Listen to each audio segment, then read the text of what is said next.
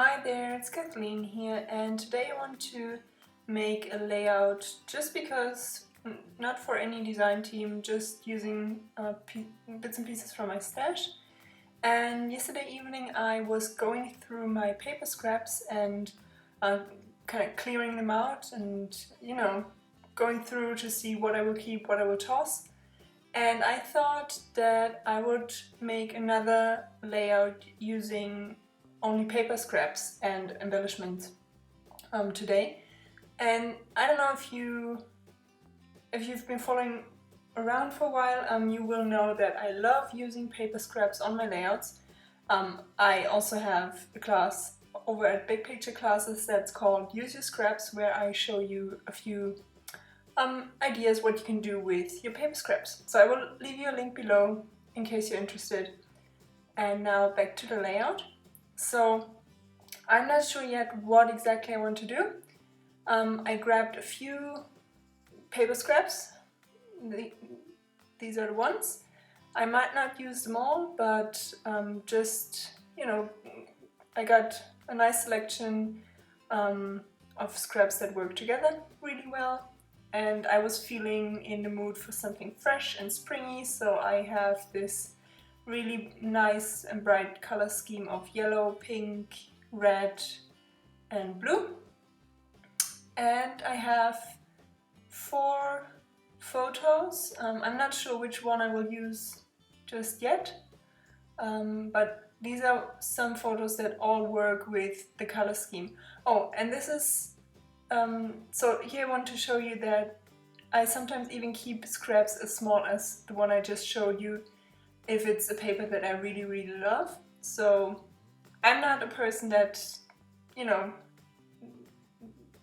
throws away paper if it's smaller than, I don't know, 6 by 6 or something. I keep small scraps if I love them.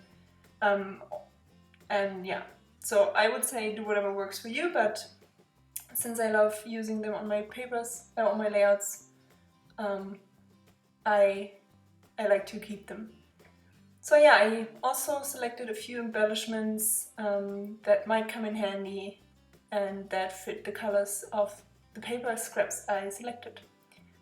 Okay, so enough talking. I will put you on fast forward and we will see what I will end up with. Okay, so in the beginning I wasn't even sure if I wanted to make a 12 by 12 or an 8.5 by 11 inch layout. So I have this 12 by 12 piece of white cardstock and I will try this one first because I also have this acetate piece that you can see in the lower left corner that says yeah, and I was thinking about using it because I just recently watched a video by Jana. And she cut that piece up so that she had the individual letters and used it as a title, and I thought that was a really cool idea, so I wanted to scrap lift that. So that's why I initially thought I would do a 12 by 12. So here you can see how I'm kind of arranging the paper scraps, and I completely changed my mind later on, but I thought I would keep this part of the video in just to show you what else you can do, because now that I look at it, it's something that definitely could have worked, but just in this moment I wasn't really feeling it. So yeah, here's this piece that I was talking about. So I'm cutting this up and I cut that part out of the video because you don't need to watch me do that. And as I said, I completely changed my mind, so now I have an 8.5 by 11 inch piece of white cardstock, and I already feel much, I like it much better. There was actually, I even did something more to the 12 by 12 piece that ended up completely, I don't know, it was completely awful, so I cut that out because otherwise the video would have been way too long. Anyway, so as you can see, I trimmed this paper strip down because I will layer them and you will only see a small part of it. So even though the paper strips are already quite, thin, I still trim them down to get as much of the paper as I can. And, you know, whatever, to each their own, but I like to be mindful of, you know, using the things I have and not wasting anything or too much. So I try to make the most of it. Like cutting this blue strip into 2 pieces because I didn't have one that was long enough, so I cut it apart because where the photo cluster is you wouldn't see it, so it's that part is hidden.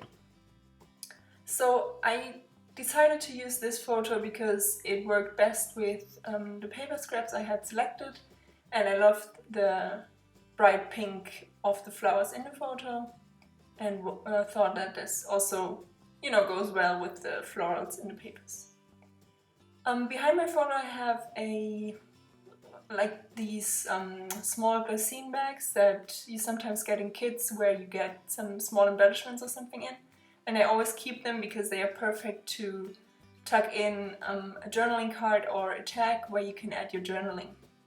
Because I love to add hidden journaling on my layouts. So yeah, that's what I'm doing here, and I'm trying to make this year work.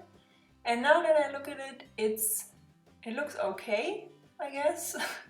But I don't know, I was really struggling with this, and it was looking, I didn't get it to work. So I kept it on for a while and continued with something else, like adding this small tassel and that charm.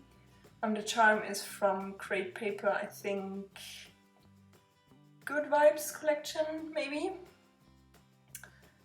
And the other pieces are, some of them are Crate Paper Chasing or Maggie Holmes Chasing Dreams. Some are Citrus Twist, some are Crate Paper Good Vibes. It's a mix of lots of different collections and manufacturers. So yeah, here I'm trying to add some more pieces to my paper cluster or my photo cluster, and layering, and also adding in some yellow because I have the yellow in that strip on the left side of my layout, but I didn't really find anything that worked.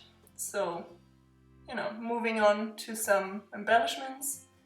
I was a bit, I don't know, all over the place because, as I said, this year title thing was throwing me off a little bit.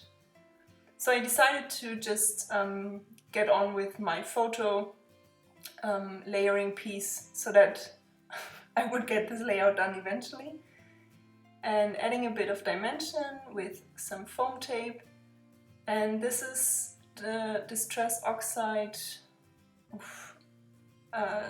Twisted Citron, maybe? I'm not sure. And yeah, I'm lightly adding some to the background of my photo cluster, and also this Shimmerz paint that Jana sent me. And here I made a big mess. So I sprayed some on to my layout and it was way too much. So I'm going in with some white gesso, trying to mute everything and kind of take it back a little bit because it was just too much. I tried to be brave and try to, I don't know, do something new, do something more mixed media-ish on my layout, and it went wrong. So now I have to add more to the right side of my photo cluster, which at the beginning I didn't want to do, but somehow I have to cover this part up. So yeah. Okay, adding in these, I have these die cut pieces, these floral pieces with the gold foil. They are from an older, or I don't know how old, Studio Calico kit, and I love them and thought that they went really well with the paper strip on the left because the style is kind of similar. So I added these to hide part of the yellow splotchy thing. And now adding in more bits and pieces, still keeping the year on, still not feeling it. bringing in more tags and labels. And this is the Maggie Holmes sticker book, and it's absolutely awesome because it has, I think, 4 or 5 of her past collections, or you know, stickers from a past collection in there. And you know, Maggie Holmes collections are always full of florals, so this sticker book is really worth it, worth the money, I think. And I also saw that the other sticker books are more kind of geared towards planner people, but this one really isn't. There are some labels and tags and some tiny word stickers, but other than that, it's a lot of florals and, you know, pretty things like that. So yeah, finally taking off the year, and now I know that I won't use it, but now I have to kind of balance out the heavy left side of my layout because the photo cluster is quite, you know, busy and kind of big. So I want to have something in the lower right corner that balances the rest out, if that makes sense. So now I'm layering some pieces from my stash, like an L Studio tag, a tag from Studio Calico, and yeah, just some pieces. And I love these kind of watercolory, kind of transparent stickers from American Crafts. They are from the, what is it called? I think, Creative Devotion, maybe? Yeah, Creative Devotion. So that's also, I also used one of the stickers behind my photo cluster, that kind of pink watercolory piece there. And I love them because you can add a mixed media look to your layout without actually doing mixed media and, you know, like me, messing everything up. So here I have a butterfly sticker from the Maggie Holmes sticker book, and it's actually transparent. So I adhered it to some white cardstock and now cut it out because I want to use it more like a die cut. So that's what I'm doing here. And for now it stays there, but I will take it off eventually because it doesn't look right to me. And I don't know, it gets kind of lost, I think. So I have this gold acrylic piece that says Magic. I think it's also from an older Studio Calico kit, and was the perfect thing to add on my layout, I think, as a title. And also it really stands out, I think, even though the rest is kind of busy. Yeah. And as you can see, on my photo I have this wood piece that says love this or heart this. So I'm adding another wood veneer heart in the lower right cluster because I like to repeat certain elements and not have only one piece of something. And here you can see the butterfly has to go, and I'm adding this larger chipboard butterfly from, I think, also Chasing Dreams. It was a sticker once, but I took the sticky off at some point. Yeah. So now trying to find something that will cover more of that yellow part behind my photo. Going through the sticker book once again. And here you can see what I meant. So there are some labels in there, but otherwise it's really lots of florals, butterflies, birds, stuff like that.